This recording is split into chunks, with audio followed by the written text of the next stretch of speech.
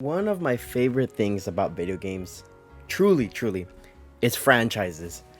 I don't know what it is. There's something about a game world that gets explored in so many different ways. Like I'm a big fan of a good spin-off, taking your favorite characters, your favorite worlds, throwing them in a weird spot, making an RPG out of a shooter, right? Mario Party, Mario Kart, like all of these things to me, I don't know. They itch a spot in my brain that I like. I like when games get enough funding, get enough fan bases to allow the creators to explore more of that world, right? Obviously, there's games that are very focused, and the stories that they tell are one and done, two and done. That's it.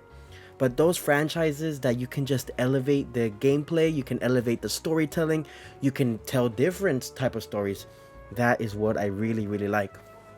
So today I want to share three franchises that I've recently gone into in 2024 that absolutely blew my mind. Some of these I did not never expect to get into, but I got like super brain raw and I was super into them for a long time. I still am into them now, but like when you get into that thing where you're looking at merch, you're on Reddit for that subreddit, you're scrolling through everything, watching videos and everything. This happened to me with three franchises. So yeah, let's talk about those. The first franchise, and it's the one that I think has impacted me the most this year, almost a life-changing franchise that I absolutely adore, is actually Castlevania. So, my history with Castlevania, I guess it's kind of an interesting one. I mean, I don't know. I always saw it. I always thought it looked interesting, like from far away. It's one of those games where you think maybe one day I'll play them, but it's been 5 years and you haven't even touched it. I never owned a Castlevania game. I never really thought to look to it too deeply. I am a fan of Metroidvanias, right? So why not go back to Castlevania? But I feel like the aesthetic at the time when I was a little bit younger, I just wasn't into that European vampire, like monster vibe. I didn't like it. I liked more cute things. So when the Dominous collection, when the Dominous collection shadow dropped in the Nintendo Direct, I looked at that, and it's the first time I had seen the DS trilogy in my entire life, and I saw that you can level up, and I saw the gorgeous pixel art, and I saw the unique weapons. I was like, dude, this is just a side-scrolling JRPG. At the end of the day, this is just a side-scrolling JRPG. I need that now, right? So then I pulled the trigger, I bought it on Steam, and I played Order of Ecclesia, and oh my god, it blew my mind. I absolutely adore the Castlevania format.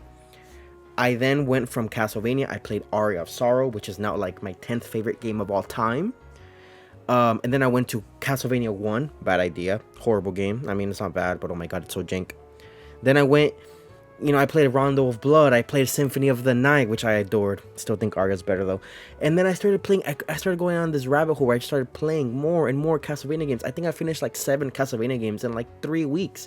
I was just so obsessed. I was like, where has this franchise been my entire life? And I hadn't felt that invested in a franchise since like the Trails franchise last year.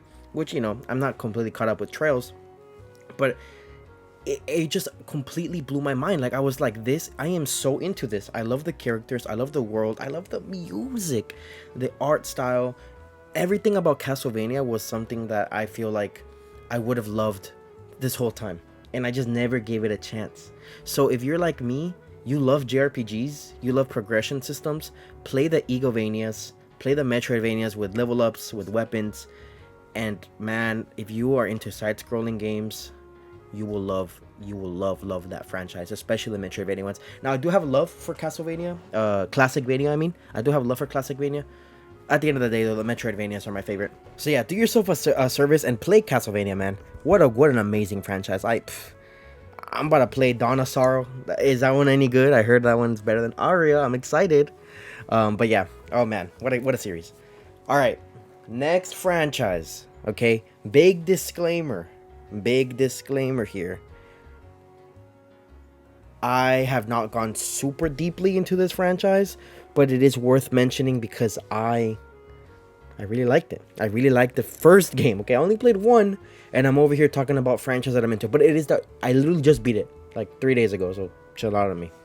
It is Metal Gear Solid, Now, the Metal Gear franchise, it is one that I've always been interested in. Again, Castlevania, I always saw it from afar. I'm not really a military guy, not really a shooter guy. Not that Metal Gear is a shooter, I know it isn't. And especially, I am not a stealth guy, okay? I just recently also played The Last of Us this year. And oh my god, the stealth parts, I always got caught. I always would get caught. And I would always have to restart or just, you know what, we're going guns blazing. You can't really do that in Metal Gear. You can't really do guns blazing because they'll just keep on spawning enemies at you. So I had to learn that the hard way. But I will say, despite the PS1 jank controls, what a masterpiece of a game. What a masterpiece of a game Metal Gear Solid 1 was. I gave it a 10 out of 10, right? Obviously, I'm no reviewer. I'm no critic. But I have a really soft spot for older games, especially from that era, like 95 to like 03, you know, like that.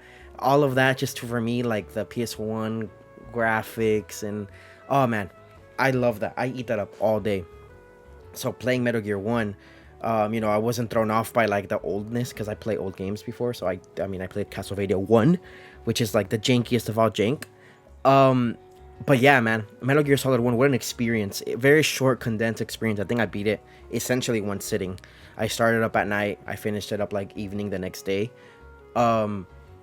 Great, super innovative in its systems, right? Like, obviously, I think about checking the back of the actual CD case of the game to look at a code that you need in-game, and like they tell you in-game, hey, check the back of the CD.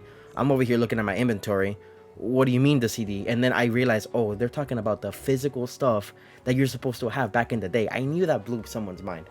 Back in, what game come out, 97? Dude, I knew that blew somebody's mind. Another thing is, the I don't want to go into spoilers, sorry. Close your ears here. The Psycho Mantis boss fight, where you have to actually change your player 1 port to player 2 so he can't read your mind. Like, that's... Like, here's the thing, right?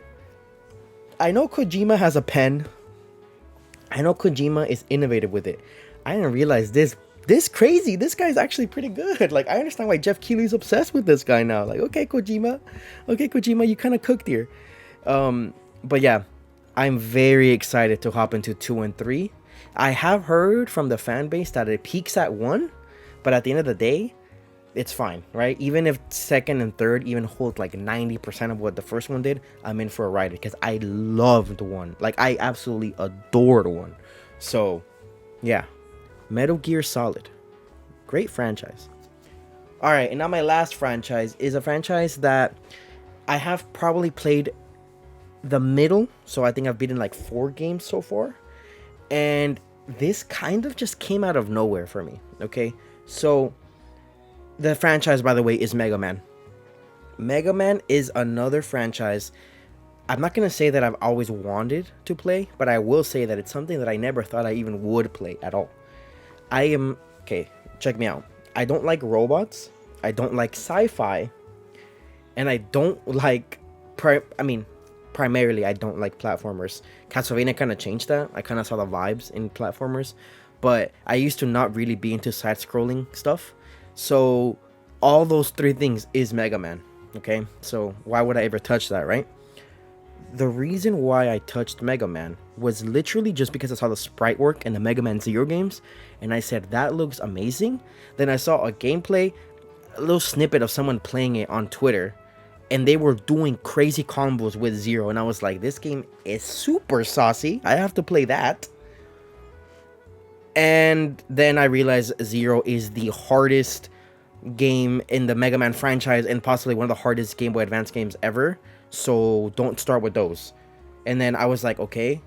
And then they were like, by the way, if you want to know the lore as well of Zero, which, I mean, I'm a lore head, I do, start with Mega Man X. So I was like, alright, fine. Steam sale going on. Mega Man X was like $4. It's like the cost of a chip and a soda, possibly even less, inflation. So I fired off. I bought the Mega Man X collection, and I played Mega Man X1 and Mega Man X2. I beat both games in one day. Obviously, they're not long, right? I'm over here boasting. They're hard though. Oh, but it's that satisfying hard. Man, there is something to be said about a Mega Man game. There's something to be said about the satisfying yet addicting difficulty of Mega Man X1 and 2. And I'm about to make a comparison here. It might be sacrilegious, okay? But there, I feel like Mega Man, at least the X games, I've only played a little bit of 2, is like the side scroll Dark Souls. Okay? It's like the Dark Souls of platformers. I know it's a meme. I know that's a meme. Everything is a Dark Souls of something. But genuinely, because it satisfies that craving, that itch, that is like, dude, I'm doing the same boss fight over and over again. And I'm learning the paths. I'm learning the movements of the enemy. I'm learning the paths of the stage, right? Like the walk back to the boss. Especially in Mega Man X. Oh my god, it's so unforgiving. If you run out of lives, you have to do the entire stage again. There's no checkpoints, nothing like that. Not only that, if you die and you use all of your weapon, you don't actually get reloaded. And the boss does not drop reload. So like it is really difficult, but there's something so satisfying when you finally beat that boss and you take that weapon and that weapon becomes yours. Oh man, I don't know. It is a franchise that I never should have gotten into. Because like I said, I'm not into sci-fi, I'm not into robots. I could hit or miss with platformers, right? But the fact that just the gameplay, the style, the sauciness, the music too. I would say Castlevania music is probably better, but I mean Mega Man music is very iconic. It just clicks, it just works for me. Now, I don't know if there's a platform lover in me, or if it's just the exception that makes the rule, right? Because, I mean, I don't dislike platformers, right? Shovel Knight, Hollow Knight, obviously all the Castlevanias that I just mentioned, Mega Knight, like, what did I say, Mega Knight? Mega Man. Mega Knight platformer would be crazy. Speaking of Mega Knight, I like Kirby, right? So, I don't know. I feel like platformers need to have, like, the right vibe for me to like them, but I'm not necessarily just playing any platformer for the sake of being platformer, you know what I mean? That I said platformer like 30 times. But yeah. Mega Man, at least specifically the X series, I am going to start X3 as soon as I can. And then once I finish up to I think X8, and I know X6, I know X6, X7, and X8 have a bad reputation, but I'm a completionist, okay? I'm going for my own opinion. Watch me be an X7 lover. But yeah, I'm going to try the Zero games, which I've heard are the hardest, but oh man, I am very excited for that. But yeah, that's it. I just wanted to come on here and talk about 3 franchises that I've grown to love in this past year. I am very excited to deepen my love with these franchises, and you know, I'm always looking for a brand new series to fall in love with, as I don't finish any other series that I'm into. You know how these things go. We're all gamers here. But yeah, thanks for watching. Sorry for not uploading for a very long time. I started school. I got a little busy with stuff, but we're back on it. I'm going to try to make 1 video a week. And yeah, thank you for watching. Thank you for tuning in. If you're still here, shout out everybody that watches my videos. And I'll see you guys in a few days. Bye.